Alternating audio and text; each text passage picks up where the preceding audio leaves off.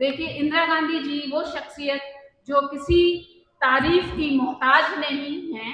इंदिरा जी ने जो इमरजेंसी लगाई, अच्छा किया बुरा किया, उसमें कभी वो धर्म के चश्मे से नहीं देखा। किरदार के मेयार बना जाते हैं, अखलाक के मीनार बना जाते हैं। कुछ लोग अमल से अपने नस्लों को परिस्कार बना जाते हैं। इंदिरा जी का जन्मदिन है, इसमें कोई ऐसा काम किया जाए जो यादगार हो। इंदिरा जी गरीबी हटाओ का नारा दिया, लेकिन आश्चर्य इस बात का कि नेहरू जी गए, इंदिरा गांधी उनका भाषण सुनने के लिए नहीं गई। और वो गई, वहां पथरा हुआ और वहां उनकी चोट आई। आपातकाल इंदिरा जी नहीं लगाना चाहती थी। जहाँ पे पुलिस ने महिलाओं के साथ रेप किया था, उन्होंने हिंदुस्तान को, उनके उसके इकबाल को इतना बुलंद किया था पूरी दुनिया में। मैं खुद जिनको देवी मानता हूँ, सुशील दुबे ब्राह्मण हिंदू, वो है इंदिरा जी। स्वर्गीय प्रधानमंत्री श्रीमती इंदिरा गांधी का जन्मदिन हो तो शहर लखनऊ की अनगिनत शख्सियतों का जमा होना लाजमी है। ऐसे ही हुआ जब लखनऊ के शीरोज रेस्टोरेंट में सिटीजन फोरम के बैनर तले लखनऊ के कई प्रतिष्ठित व्यक्ति जमा हुए ताकि इंदिरा गांधी के विषय में अपने अपने ख्यालात का आदान प्रदान करें और जन्मदिन पर केक कटने और बंटने की प्रक्रिया में शामिल हों। ऐसे समय में जब बंटने और कटने के शब्द कुछ दूसरे मायनों में प्रयोग होना आम हो गए हैं, इस प्रोग्राम में सम्मिलित वक्ताओं ने याद किया वो दौर जब इंदिरा गांधी ने भारत को एक सूत्र में पिरोने और भारत के दुश्मनों को बांटने के लिए काम किया। इस हद तक कि उस राह पर चलते हुए अपना खून भी देश के नाम बहा दिया। सिटीजन फोरम के पेट्रन अमीर हैदर, अध्यक्ष अरशद आजमी और उपाध्यक्ष शबी हैदर एडवोकेट के निमंत्रण पर शहर लखनऊ के अनेक प्रतिष्ठित व्यक्ति जमा हुए। इस मौके पर अरशद आजमी ने बताया कि सिटीजन फोरम एक सामाजिक संस्था है जो समाज में सौहार्द, शिक्षा के उत्थान, महिला की समस्याओं और पिछड़ा एवं पसमानदा तबके की बेहतरी के लिए काम करने में लगी है। इस मौके पर शीरोज रेस्टोरेंट में कार्यरत एसिड अटैक से पीड़ित महिलाओं को सम्मानित कर इंदिरा गांधी की याद को ताजा किया गया। इस अवसर पर समाज के विभिन्न क्षेत्रों में अच्छा कार्य करके अपनी पहचान बनाने वाले कई लोगों को सम्मानित किया गया, जिनमें Shri Anand Vardhan, professor Ravikant, Shri PL Poonia, Shri Sushil Dubey, Shri Rajnath Sharma, Shri Surendra Rajput, Shri Kalam Khan, Shri Aziz Haider, Shri Moid Ahmad, Shri Naeem Siddiqui, justice BD Naqvi, Shri Siraj Mehdi, Shri Insram Ali, Shri Arun Srivastava, doctor VB Singh, Shri Manzoor Ahmad पूर्व IPS, doctor Sabira Habib, Shri Ubaidullah Nasir, Shri Pradeep Kapoor, engineer Gufran Ahmad, Shri Siraj Wali Khan, Shri Sanjay Dixit, Shrimati Sunita Jhingan, Shri Miraj Haider, Shri इंतजार आब्दी, श्री मुश्तबा खान प्रमुख हैं। सिटीजन फोरम के उपाध्यक्ष शबी हैदर एडवोकेट, सचिव मिराज वली खान और सह सचिव उरूसा राना ने तमाम सम्मानित अतिथियों को सम्मान पत्र एवं शाल देकर समाज में उनके योगदान को सराहा। इस मौके पर सिटीजन फोरम के उपाध्यक्ष शबी हैदर एडवोकेट ने बताया कि ये संस्था कई दशकों से समाज में बेहतर बदलाव लाने के लिए काम करती आई है। उन्होंने बताया कि बड़े समय तक इस संस्था का संचालन स्वर्गीय दाऊजी गुप्ता किया करते थे और अब ये जिम्मेदारी एक नई टीम पर है जिसमें वे उपाध्यक्ष हैं। बहुत अच्छे हैं लोग, दिल में उतर जाते हैं, मगर एक खराबी है, मर जाते हैं। जी देखिए, इंदिरा गांधी जी वो शख्सियत जो किसी तारीफ की मोहताज नहीं है। उनको हिंदुस्तान क्या पूरी दुनिया जानती है और ख़ास तौर से हम जैसी महिलाएं तो उनको बहुत एडमायर करती हैं, क्योंकि वैसी शख्सियतें बहुत कम पैदा होती हैं जैसे इंदिरा गांधी जी थी। इंदिरा गांधी जी ने सिर्फ इस हिंदुस्तान को योगदान ही नहीं, अपना खून तक दिया है, अपना लहू तक बहाया है इस देश के लिए। जैसे मैं कुछ उनके योगदान जो उन्होंने इस देश के लिए दिए हैं, योगदान है उनका इस देश के लिए, मैं कुछ योगदान की बात करूंगी कि इंदिरा गांधी जी ने जैसे कहा कि गरीबी हटाओ। आज आप देख सकते हैं, आज में और उस वक्त में जो हम कहते हैं कि कितना अंतर आ चुका है, कितनी चीज़ें बदल चुकी हैं। आज गरीब हटाओ की बात होती है, लेकिन उन्होंने कहा था कि गरीबी हटाओ। आज की डेट में लखनऊ में शीरोज, और इस शीरोज के रेस्टोरेंट के बारे में जो सबसे खास बात है वो ये है कि जो एसिड सर्वाइवर बच्चियां हैं, सिर्फ उन्हीं को यहाँ पे जॉब पे रखा गया है। और जहाँ इंदिरा गांधी जी से प्रेरणा हम लोग को मिलती है, वही यहाँ की बच्चियों से भी प्रेरणा हमें लेनी है कि उनके ऊपर जो हर सेकंड जो पीड़ा गुजरती होगी, लेकिन उन्होंने आत्मविश्वास और अंदर की जो सुंदरता है और उसको बरकरार रखते हुए यहाँ पे जो काम कर रही हैं, वो भी मैं समझता हूँ काबिले मुबारकबाद हैं। इंदिरा जी ने जो इमरजेंसी लगाई, अच्छा किया बुरा किया, उसमें कभी वो धर्म के चश्मे से नहीं देखा, उन्होंने कभी जात के चश्मे से नहीं देखा, उन्होंने कभी स्टेट के चश्मे से नहीं देखा, कभी ऊंच नीच के चश्मे से नहीं देखा।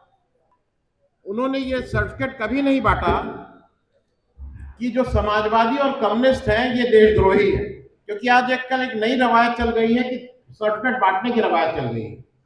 तो आज मतलब भाई मैं कोई उस समय जेल तो नहीं गया था, लेकिन एक यहाँ पंडित राजनाथ शर्मा जी यहाँ बैठे हैं, बहुत से मेरे बड़े भाई तुल्य लोग जेल गए थे, मेरा भाई तो गया ही था।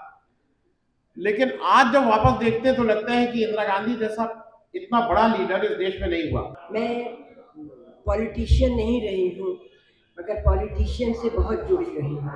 जब से मॉस्को से वापस आई थी, कोई भी पार्टी हो, मैंने ट्रांसलेटर इंटरप्रेटर का काम किया है और तकरीबन थोड़ी बहुत पॉलिटिक्स की समझ भी आ गई है। मैं दो लफ्ज़ नहीं बोलूँगी, मगर बहुत कम बोलूँगी। एक तो ये शेर है जिसको कि मुझे बहुत अपील करता है कि किरदार के मेयार बना जाते हैं, इखलाक के मीनार किरदार के मेयार बना जाते हैं, इखलाक के मीनार बना जाते हैं। कुछ लोग अमल से अपने नस्लों को परिस्कार बना जाते हैं। तो ये सशक्तिकरण इंदिरा गांधी का दूसरा नाम होना चाहिए। मगर एक बात मैं कहूँगी, अगर आप बुरा ना माने, कि मुझे इस ऑडियंस में खवातीन बहुत कम नजर आ रही हैं।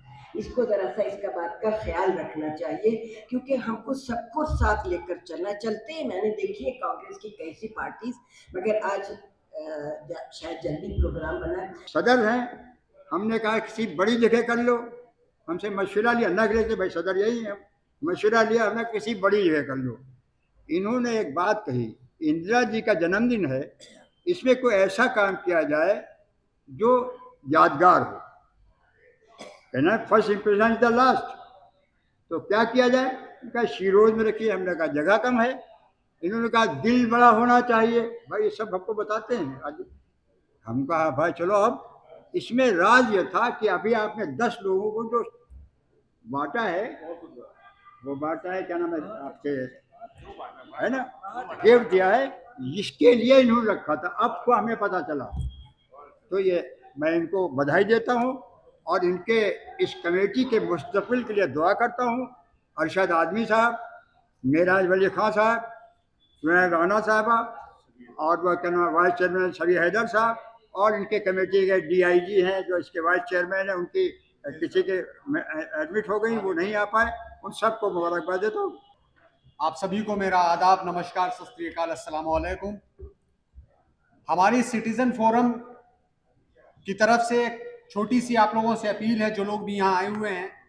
हमारे पास एक मेंबरशिप का फॉर्म है जिसको आप फिल करके आजीवन इस संस्था के सदस्य बन सकते हैं।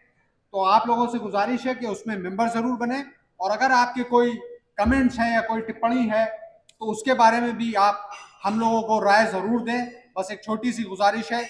मैं पूरी कमेटी की तरफ से आप सबका शुक्रिया अदा करता हूं और बहुत स्वागत करता हूं। इंदिरा जी गरीबी हटाओ का नारा दिया और उन्होंने गरीबी हटाने का नारा ही नहीं दिया था, बल्कि उसको अमल में लाने का भी काम किया था। 1975 में इमरजेंसी, जिसका नाम लोग लेना नहीं चाहते, उस दौरान इंदिरा जी ने ये सर्वे कराया कि हमारा जो 5 ईयर प्लान है, जो बजट है, उसमें देश में तरक्की तो खूब हुई है, लेकिन ये बजट और प्लान सबसे नीचे वाले व्यक्ति के पास पहुंचता है या नहीं, इसके बारे में उन्होंने सर्वे कराया। उनको जमीन से जुड़ी हुई हमेशा थी, तो उन्हें लगा कि गरीबों तक योजना नहीं पहुंची, और ये सही साबित निकला कि विकास तो हुआ है देश में, लेकिन जो गरीब तबका है उस तक नहीं पहुंचा। तो इसलिए 1976 में इमरजेंसी के दौरान उन्होंने एक ट्राइबल सब प्लान शुरू किया। उसके तहत जो ट्राइबल्स की जितनी भी पॉपुलेशन है, उसी परसेंटेज पे बजट का हिस्सा अलग रखा जाएगा, और उस बजट के हिस्से से जो कि उनकी आबादी के बराबर है, वो उन्हीं के ऊपर खर्च किया जाएगा। उनको आर्थिक स्थिति उसको सुधारने के लिए, या उनको शिक्षा में और चिकित्सा में खर्च करने के लिए, जो बुनियादी चीजें थी। इंदिरा गांधी के बारे में बाद के दिनों में और आज के दिनों में जो चर्चा हुई, वो कितनी सोशलिस्ट है और कितनी डेमोक्रेटिक है। एक सिर्फ प्रसंग 1933 या 34 की बात है, संभवतः 34 की। इंदिरा गांधी ऑक्सफोर्ड यूनिवर्सिटी के समरविले कॉलेज में पढ़ाई कर रही हैं, 17 साल की। नेहरू जी को इंग्लैंड जाना था और लंदन में रुकना था, तो उन्होंने चिट्ठी लिखी इंदिरा जी को कि मैं आ रहा हूं और मिलेंगे। जहां रुकना था नेहरू जी को, वो भी उन्होंने पता लिख दिया। इंदिरा गांधी ने वो खत पढ़ा और उसके बाद तुरंत चिट्ठी लिखी। वो नेहरू जी को पापू कहती थी, ये शब्द मुझे बहुत आकर्षित करता है। उन्होंने लिखा कि पापू, आप जिस घर में रुक रहे हैं वो घर नाजीवादी पार्टी के समर्थक का है,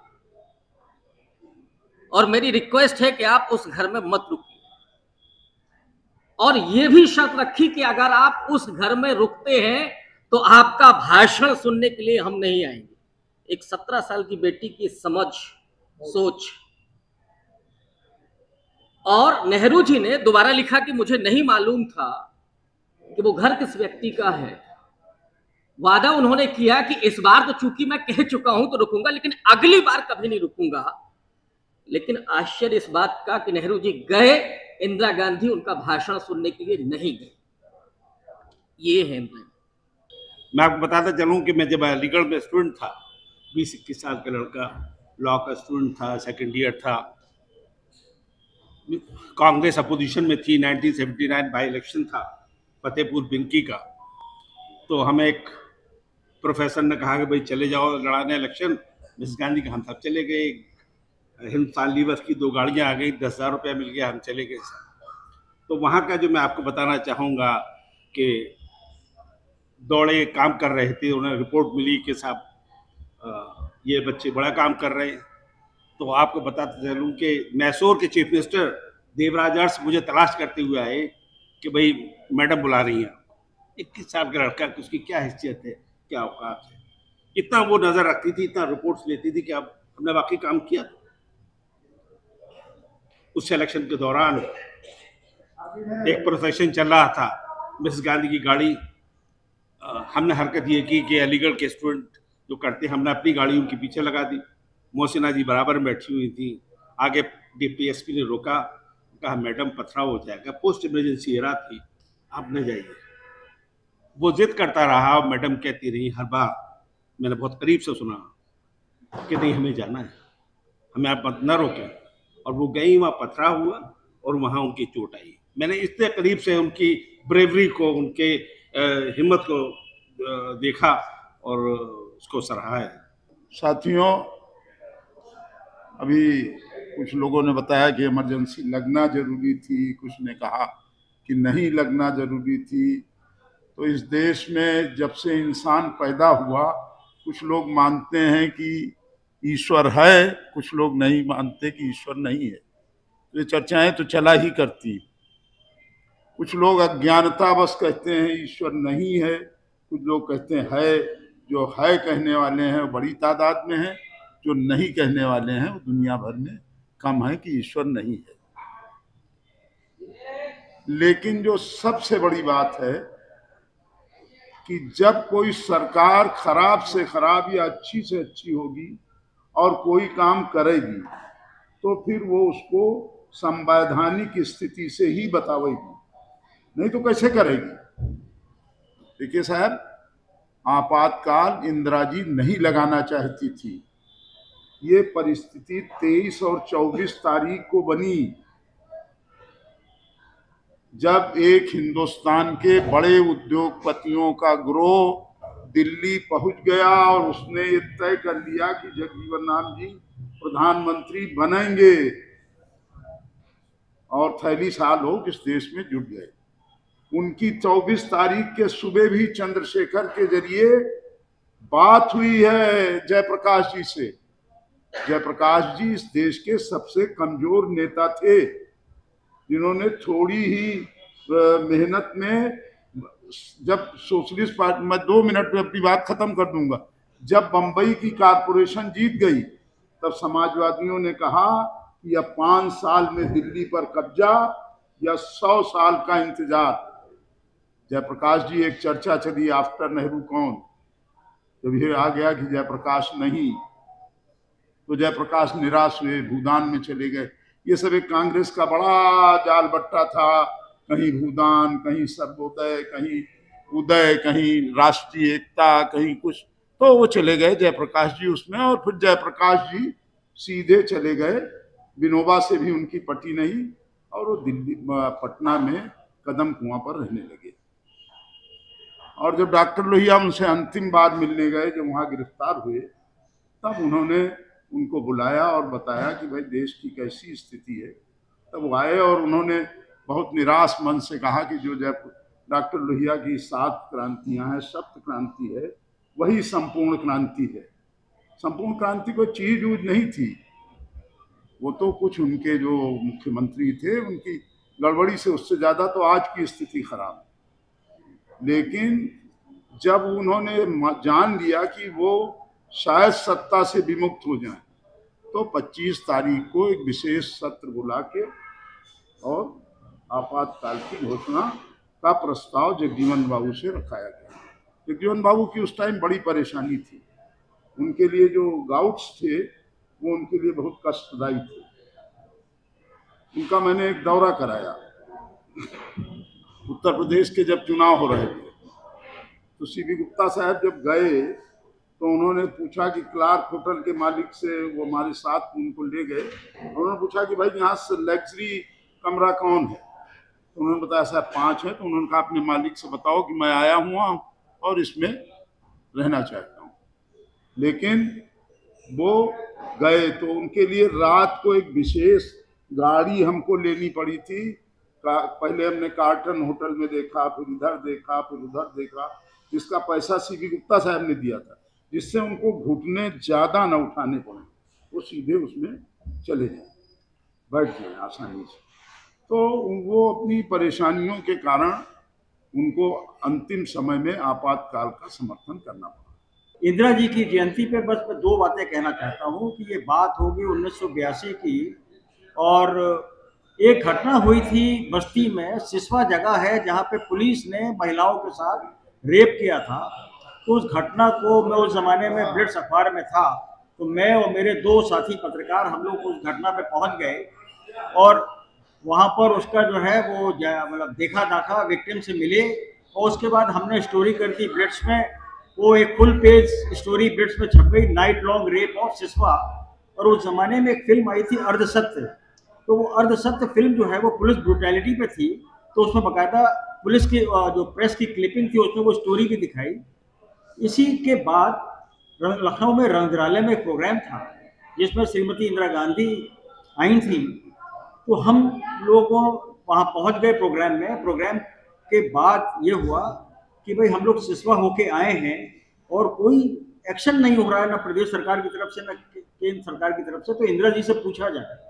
तो हम लोग रंगराले में ऊपर चढ़ गए और जैसे ही इंदिरा जी ने स्पीच खत्म की तो हम 3-4 लोग थे, हम लोगों ने कहा कि इंदिरा जी आपसे बात करनी बहुत ज़रूरी। तो वो जाते जाते लौट आई, और लौट आई तो हमने उनसे कहा कि भाई जिस तरीके से जनता रिजीम में नारायणपुर की घटना हुई थी और नारायणपुर की घटना पर आपने जनता सरकार के खिलाफ एक्शन ले लिया और बहुत स्ट्रांगली उस पर जो है एक्शन लिया, लेकिन सिसवा में यहाँ प्रदेश सरकार कांग्रेस की है और कोई एक्शन नहीं लिया जा रहा है। तो जाते जाते वो फिर लौट के आई, बोली कि आपका बड़ा इंपॉर्टेंट सवाल है और ये मैं आपको वादा करती हूँ आज इस पर कि सिसवा की घटना के जिम्मेदार लोगों के लिए सजा दी जाएगी और मैं गृह मंत्री ज्ञानी जैल सिंह जी को खुद वहाँ पे भेजूंगी और उसके बाद आप लोग जो है देखेंगे कि किस तरह से केंद्र सरकार एक्शन ले रही है। तो वो एक इंटरेक्शन इंदिरा गांधी से उस मौके पे और वाकई में उस घटना के बाद किस तरीके से वहाँ पे एक्शन लिया गया, ज्ञानी जी को भेजा गया और उस पर काफ़ी कुछ हुआ। वो क्या शख्सियत थी। मुझे लगता है कि बचपन में हम लोग जब उनकी खनकती हुई आवाज़ किसी मौके पर रेडियो पे सुना करते थे तो शिहरन आती थी पूरा। और उन्होंने हिंदुस्तान को, उसके इकबाल को इतना बुलंद किया था पूरी दुनिया में, और हिंदुस्तान की जनता की उम्मीद को कितनी शानदार तरीके से आकार दिया था, वो बहुत ही काबिल तारीफ है। मुझे लगता है कि उम्मीद जो कांग्रेस की और हमारी जो प्राइम मिनिस्टर इंदिरा जी उस समय थी, उन्होंने उस दौर में शिखर पे पहुंचाया था। तो ये ऐसी बात है कि जो हमें आज प्रेरणा देती रहेगी। जब वो स्पीच अपनी अंतिम दी थी कि हमारे खून का एक एक कतरा इस देश के काम आए, तो बात उसमें कितनी मतलब गहराई तक है, उसमें कितनी संवेदना, करुणा, इंसानियत, देश के प्रति आत्मोत्सर्ग की जो भावना है। आज़ादी के बाद जो लोग हंसते हंसते फांसी के फंदे पे चढ़ गए और उस परिवार ने जितना हमें दिया है, सचमुच आज यही होता है कि सचमुच उस परिवार के लिए, उनकी सोच के लिए अपने को आत्मोत्सर्ग कर दें और यहाँ से हम यही प्रेरणा लेके जाएं कि हमारे अंदर वो भावना, हमारे जज्बातों में वो भावना बहती रहे। यही हिंदुस्तान है और उसी हिंदुस्तान की एक सच्ची किरदार थी हमारी। लोग इतिहास बनाते हैं दो तरह के, एक इतिहास निर्मित करने वाले और कुछ लोग इतिहास के पात्र होते हैं। तो आज हमारा पाला इतिहास के पात्रों से पड़ा है, इतिहास निर्मित करने वाले लोग पैदा होते हैं। धन्यवाद। हमें तो सिर्फ इतना कहना है कि इंदिरा जी की ये जो जन्मदिन है, इस पर क्यों ना अरशद भाई, आपने बड़ा अच्छा शुरू किया है, चचा ने अच्छा शुरू किया है। तो कहते हैं ना कि जाने कहाँ गए वो लोग जो मेरे हर आदाब पे कहते थे कि जीते रहिए, कम होते जा रहे हैं। आप बताइए ना, दाऊजी गुप्ता चले गए, क्रांति कुमार जी चले गए, रामकृष्ण द्विवेदी जी चले गए, ऐसे न जाने कितने लोग चले गए। आप इस चीज को देखिए, जो हर आदाब पे कहते थे कि जीते रहिए। और जितने लोग हमारे अभी हैं, हमारे यहाँ पर मोहित साहब हैं, चचा हैं, सिराज भाई है, इन सब लोगों के साथ में मिलकर के अगर हम इंदिरा जी के यौम पैदाइश पर या शहादत के दिन पर अगर इन लोगों को भी याद करें तो मेरे ख्याल से क्या अच्छा नहीं रहेगा। मेरा एक सुझाव है आप लोगों से, क्योंकि जाने के बाद तो हम लोग कर देते हैं फटाफट कि हाँ ये कर दिया था, वो कर दिया था, और जीते जी उनको सम्मानित नहीं कर पाते। तो मेरा ये है कि जितने लोग हमारे बीच में हैं और जितने लोग चले गए, अरशद भाई अगर इस चीज को रखें तो ज्यादा बेहतर है। यहाँ पर इंदिरा जी की पॉलिसीज और इंदिरा जी के बारे में सब जानते हैं। समय कम है, वक्त की तंगी है, मगर इतना है कि इंदिरा जी के खून में बचपन से हिंदुस्तान की आज़ादी की लड़ाई लड़ने का जो जज्बा था वो पंडित नेहरू से और उस खानदान से मिला था जो शायद कोई दूसरा खानदान हिंदुस्तान में नहीं, जो हिंदुस्तान के मेमार है, आर्किटेक्ट हैं ये लोग। हिंदुस्तान कैसे चलेगा इसको बताया है।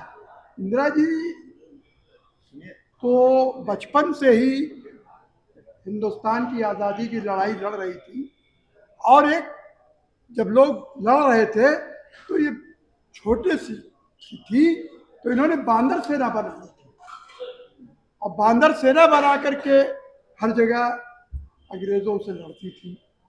तो शुरू से बहुत पुख्ता इरादे की थी, क्योंकि जब इमरजेंसी लागू किया था तो लोग तो चाहे उसकी तारीफ करे चाहे उसकी बुराई करे, मगर किन परिस्थितियों में लागू किया गया ये सब लोग बता चुके हैं। वो देश की मजबूरी थी, देश को बचाना था, इमरजेंसी लागू किया। तो क्या इमरजेंसी में प्रशासन खराब हो गया? शायद रिश्वत लेने वाले लोग रिश्वत लेना छोड़ दिए थे। जो अधिकारी थे उनकी हिम्मत नहीं पड़ती थी कि हम पैसा थाम लें। जो चीज़ें दुगनी थी वो आधे दाम पे आ गई थी। और इतने नहीं, लोग समय पर हर काम करना शुरू कर दिए थे। कानून और कायदे से देश चलने लगा था, और समय की पाबंदी ये थी कि लोग अपनी घड़ी मिलाते थे जब रेलवे स्टेशन पर ट्रेन आ जाती थी, और ट्रेन जब आ जाए तो समझते थे कि ये वक्त हो गया, लोग घड़ी मिला लेते थे। तो वो इमरजेंसी थी जिसने सस्ताई दी थी, महंगाई को रोक दिया था, अनुशासन दे दिया था। बहुत वक्त पहले एक सीरियल आया था, जाने कहाँ गए वो लोग। आदरणीय चचा, आदरणीय हमारे चीफ गेस्ट जी कहते हैं, अलविदा हम उस जहान को जाके खुदा के घर से फिर आया न जाएगा। अहले वतन अगरचे हमें भूल जाएंगे, अहले वतन को हमसे भुलाएगा। क्या बात! ये इंदिरा जी ने किया था। और मैं आपको बता दूं, अभी आदरणीय पुनिया जी आपने कहा, वो हमारे चाचा जी थे जो विश्वनाथ शर्मा, बी एन शर्मा जी उनके पीएस थे। मैंने अपनी आंखों में इंदिरा जी को देखा है। नत्था तिराहे पर काली जीप, खुली जीप पे चलती थी, और बांग्लादेश जीत के आई थी।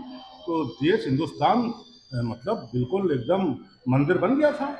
तो पैर छुए हैं, और उसमें रस्सा होता था, खाली रस्सा, और वो पीछे खड़े होते तो बड़ी बड़ी मूछें थी मिश्रा जी, बड़ी बड़ी मूछें।